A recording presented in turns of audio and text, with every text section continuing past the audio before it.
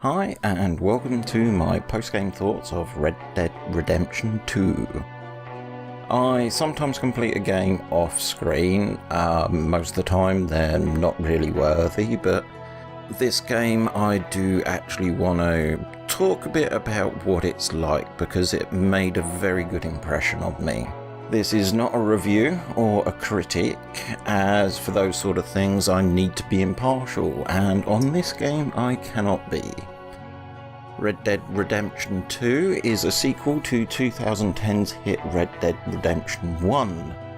Red Dead Redemption 2 was released at the end of October in 2018, and this video is being made during the month after, as I have beaten the game and I want to give my thoughts on it. This video will be talking about the release version of the game in case someone is watching this from the future and features have been added or changed context of the sort of things that I bring up in this video. I'm an old gamer, so I have the lucky opportunity to be able to know Rockstars from the early days, so I was into GTA 1 and pretty much their open world sandbox games that they've released since then. The only game that I didn't really ever get on with is actually Red Dead Redemption 1. I kind of found the controls a little bit difficult to deal with.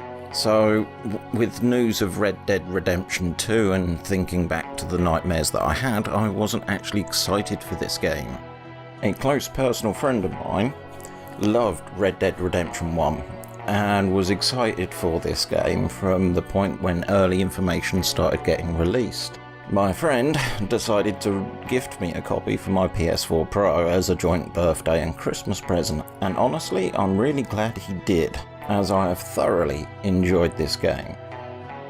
This video will be constructed of two videos. The first part will mainly feature the first story mission, but I will bring in bits from the main game for demonstration to help make my points and give examples to what happens and what you can do later in the game. I will not bring in anything that's from the main story or side quests, so it should be spoiler free, and I'm going to refrain from talking about anything in the story. The second video is going to be me talking about the story, so there will be a big spoiler warning when that's about to start, so if you haven't played the game, you can stop there, go play it, complete it, I'll see you in a couple of months, come back, and you can get to hear what I think of the game. With that said, I'd like to say that this is a really good game. It completely recontextualized what I think a open world or a sandbox game should be from a story, gameplay, environment and graphical fidelity on the current generation of consoles. A lot of the things that I want to talk about can be easily demonstrated in the first mission of the game, which is obviously the intro. The reason that I can do this is somehow Rockstar have been able to maintain the quality of the game throughout the entire campaign at this level. So you can pretty much point to any mission of the game and find all the things that I'm going to be talking about. So with that in mind, I'm going to go quiet now. So sit back and enjoy the opening of the game. Once it gets back to gameplay, that's when I will cut in and I will start talking about what I think.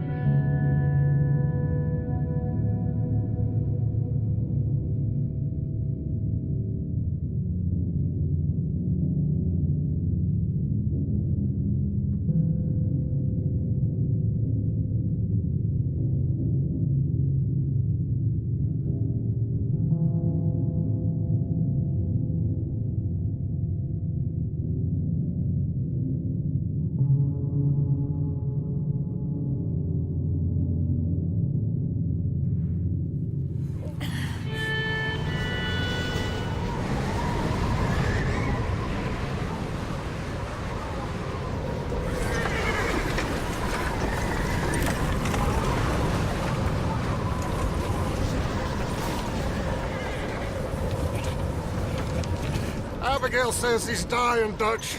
We'll have to stop someplace. Okay, Arthur's out looking. I sent him up ahead. If we don't stop soon, we'll all be dying. This weather, it's May. I'm just hoping the law got as lost as we did. There! Arthur! Any luck? I found a place where we can get some shelter. Let Davy rest while he... You know. An old mining town. Abandoned. It ain't far. Come on. Come on! Yeah!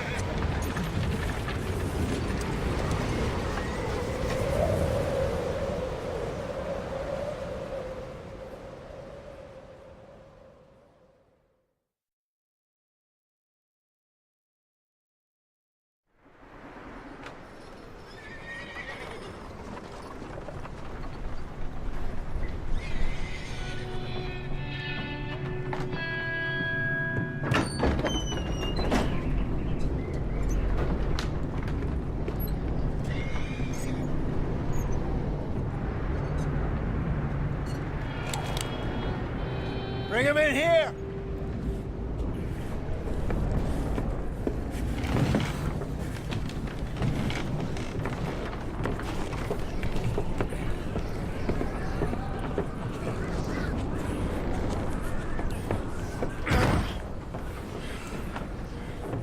Miss Gaskell, get that fire lit, quick.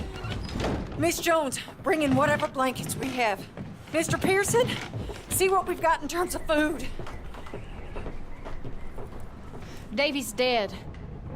There was nothing more you could have done. What are we gonna do? We need supplies. Well, first of all, you're gonna stay here, and you were gonna get yourself warm. Now, I sent John and Mike scouting out ahead. Arthur and I, we're gonna ride out, see if we can find one of them. And this? Just for a short bit. And I don't see what other choice we have. Listen. Listen to me, all of you, for a moment. Now, we've had, well, a bad couple of days. I loved Davy, Jenny, Sean, Mac. They may be okay. We don't know. But we lost some folks. Now, if I could throw myself in the ground, in their stead, I'd do it, gladly. But we are gonna ride out, and we are gonna find some food. Everybody, we're safe now. There ain't nobody following us through a storm like this one. And by the time they get here, well, we're gonna be long gone. We've been through worse than this before. Mr. Pearson, Miss Grimshaw, I need you to turn this place into a camp. We may be here for a few days. Now, all of you, get yourselves warm. Stay strong. Stay with me. We ain't done yet. Come on, Arthur. All right. We've got some work to do. We ain't run into them yet, so they both must have headed down the hill. Sure. Hey, I ain't had time to ask. What really went down back there on that boat? We missed you. That's what happened.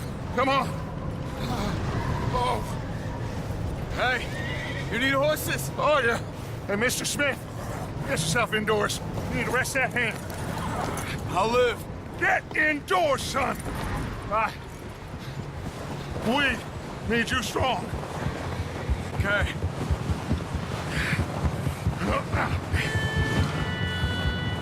All right, let's head out. Ain't sure what we're gonna find out here, Dutch. We have to try. Stay close. We'll do our best to stick to the trail. This goddamn weather. Been 2 days or more like this now. Oh, it has to blow over soon.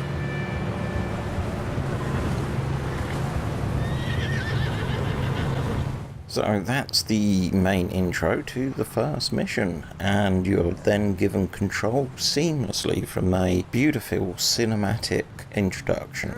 I still can't believe this level of graphical fidelity is available on current generation consoles. I do seriously doubt that when this eventually gets released on a PC, if my PC would be able to handle this game at stable frame rates. But as I say, this is how the game opens, and it maintains this level of quality all throughout the game when dealing with side quests and the main missions. I will say that I feel that I have been spoilt in regards to how the game performs because I'm playing on a PlayStation Pro. Very rarely did the game drop below 30 frames per second, and I was running at a 1080p output. The game does a good job of introducing controls at a slow pace through the introduction mission.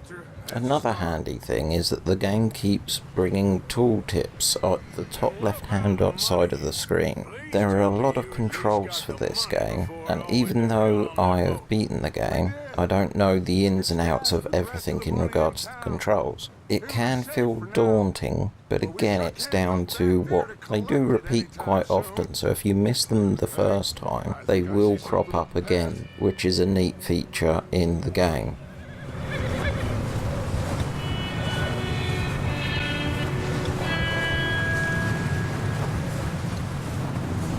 You up ahead. Who's there?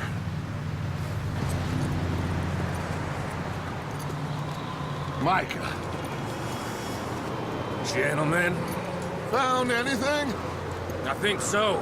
Found a little homestead down that way. Okay. Anyone home? Sure. Place is blazing with light and noise. Sounded like a party. Let's go see. Follow me. How's Davy doing? He didn't make it. Nor did little Jenny. That's too bad. Davy was a real fighter. Both of them calendar boys is, or was. Yeah, And Mac, Sean, we don't know. quite a business. I'm glad you're all right, Micah. One of the benchmarks for me in a game engine is normally how it deals with snow environments. Snow is complicated because it can form layers that you can push through as you trample through it. When snow is falling, you can have a vague mist effect going on to reduce your distance, and in a blizzard your distance is further hampered. The same attention to detail is in every other environment type that they make. In dry areas, dust is kicked up as you walk or as your horse goes along. In muddy areas, you leave footprints, and so does your horse. And if it rains, the prints that are left actually do fill with water and make puddles. In swampy areas, you get bogged down and slowed down and your feet sink in. And in forest areas, foliage moves under your feet. In each environment there is unique animals that can be found, hunted, skinned, eaten and sold. In lakes and rivers you can do fishing. The game really does make an effort to give you a lot of options in regards to what you can do. In this way, it reminds me a lot of the attention to detail that was applied to a game called Metal Gear Solid 3. It made me feel like the environment is another character actually in the game.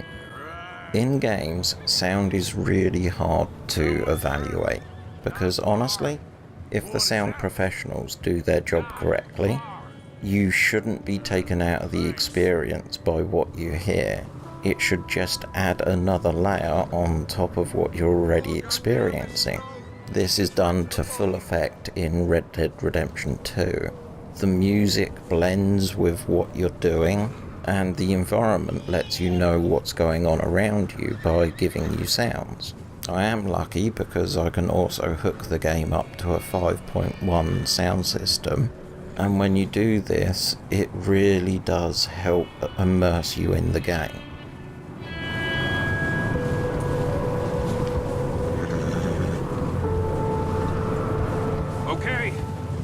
Keep it down now, gentlemen. It's just up ahead. Snuff and stash those lanterns, boys.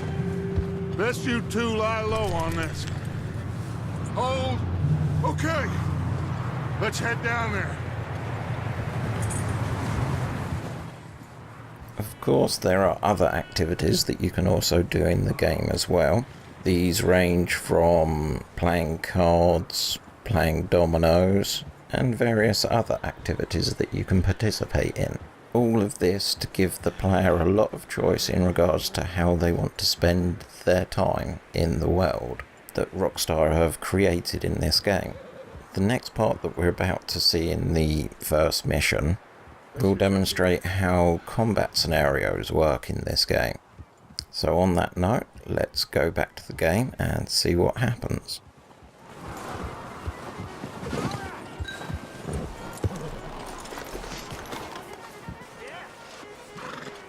Let me do the talking. We don't want to scare these folks.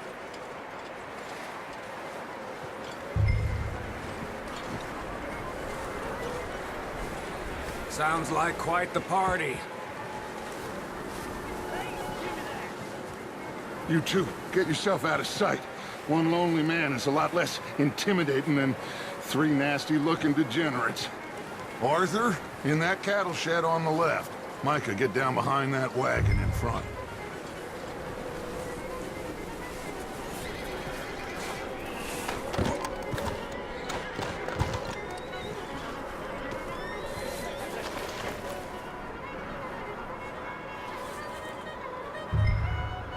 Hello? Shut up, Billy. Excuse me? Hello? Oh, well, hello, friend. What you want? I am very sorry to disturb you. My friends and I, well, we got into some trouble up the way, lost in the storm. Gentlemen, We can't help you, mister. I got folks Arthur. dying on the trail. Arthur, we got a problem. Folks, there's a corpse right here. Now, I just Arthur, need some there's a cans body of food in the or wagon. something. I hear you. Just Gentlemen, keep your eyes on Dutch. please. I think you should go now, buddy. Now, friend.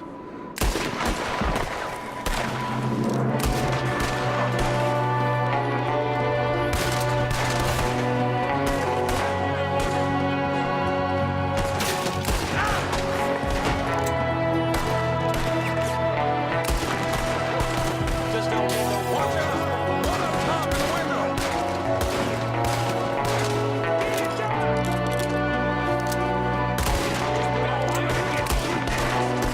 Come on, you sons of bitches!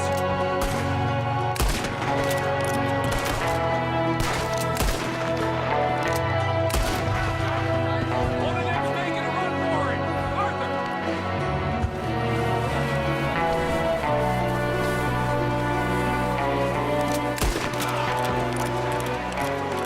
Didn't seem to be going too well.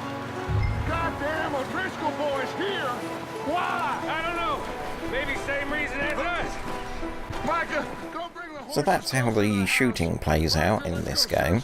The different weapon classes make sense in regards to their differences, like if you want to be able to do a quick couple of shots, probably your pistol's going to be a good plan for up to medium range, whilst if you need something to keep people at bay, using repeaters are definitely a good plan. Shotguns work well, and I really liked it when I unlocked rifles. The weapons that you buy you can upgrade with pure money at gunsmiths, and you can also style them and use different materials and put engravings on the weapons to give them that personal touch. Also within the game, once you get to a certain point, you unlock something called Deadeye. This kind of puts you in a Matrix mode where the entire world slows down. When you first get it, you can only sort of mark one target, and then later in the game you can actually tag multiple targets, then do all the shots in succession. The game also, using the Deadeye system, has a draw system, which involves feathering the fire button, so you try and beat them to the draw so you can actually aim and shoot. But after you've had a gunfight, many things can happen. You can start looting the corpses for ammo and consumables. You can search the area for anything else that's basically not nailed down to be able to take with you. But there is an inherent risk, because when there is a gunfight, normally you make a lot of noise, so it'll attract people to the location. They may start investigating what the crime is. Sometimes there may be an instance where there is actually a witness to what you did, and you have the option to hunt them down, bribe them, coerce them, or kill them before they get a report back of who did it, or give a physical description to avoid you getting a bounty on yourself. Bounties are interesting because it's like a wanted level in regards to GTA, but they can stick with you for longer until you pay off your level of wanted at train station or post office. There is a honour system, which is when you do actions you'll either be dishonoured or honoured, and you can go to two different extremes of it, which will open up different things that you can purchase or stylise your weapons with. Also, depending on how far you are on each end, people may end up treating you differently.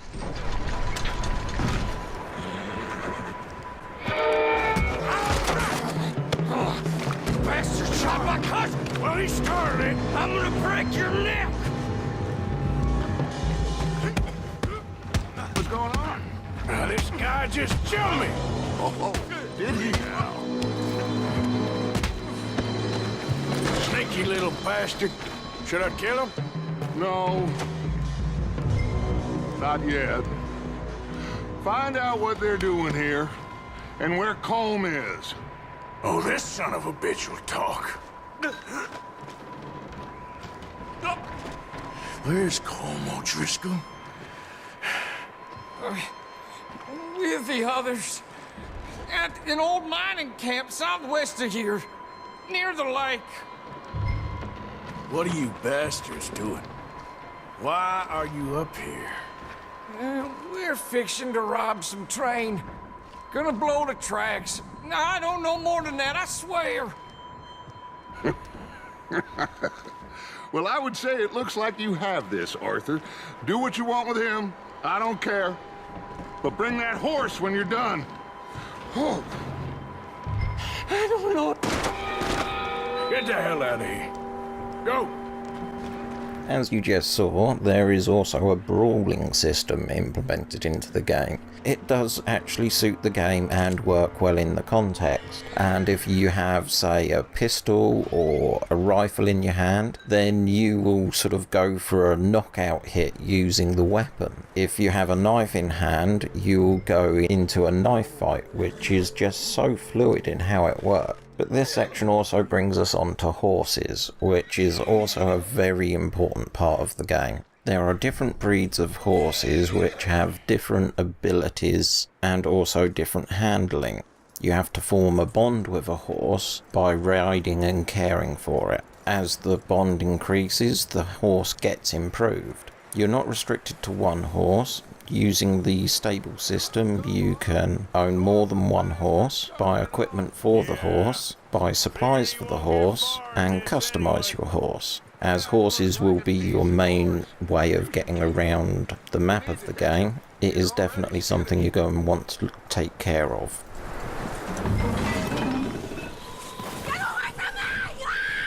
Micah, what the hell do you think you're doing?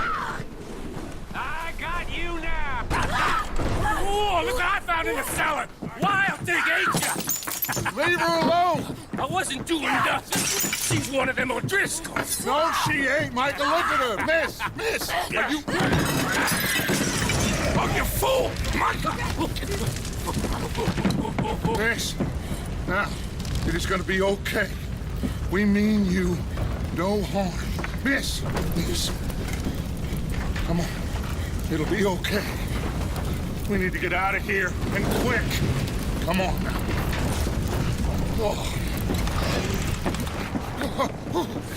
You okay, miss? They came 3 days ago.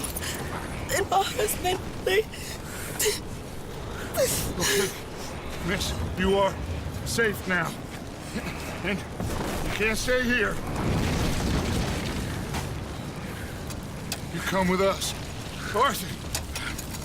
Miss, it's okay. We're bad men. We ain't them. It's okay. Get on. We'll keep you safe until you figure out what you want to do. What's your name, miss? Miss? Adler. Adler. Sadie Adler. Mrs. He was my husband.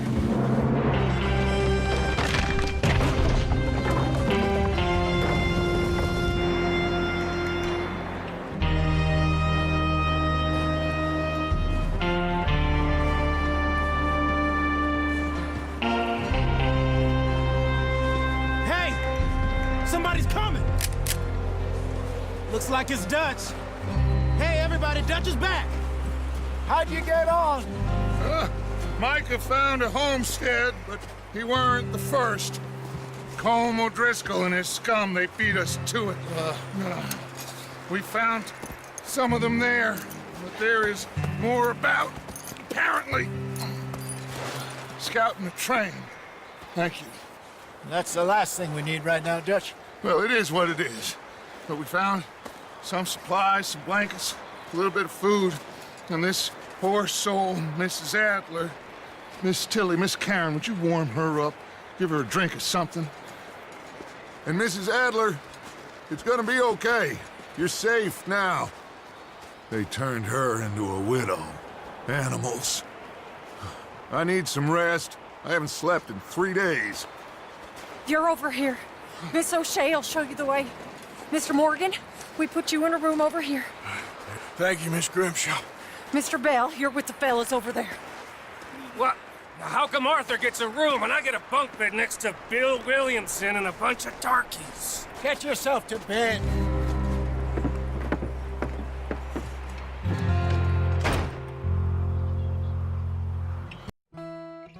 And that is the end of the first mission in Red Dead Redemption 2. I really do think it comes together, all the separate elements of the gameplay, the music, the graphics, the environment, all come together in that end scene and help support all the points that I've made.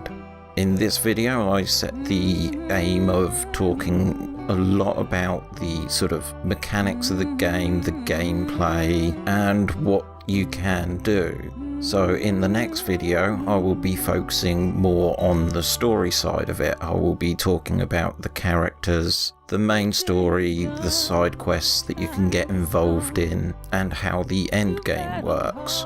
If you've enjoyed this video, then please like and share, and if you have any thoughts on anything that I've said or want to say anything that I left out, feel free to add in the comments below. Until the next part of this two-part series, have a good one.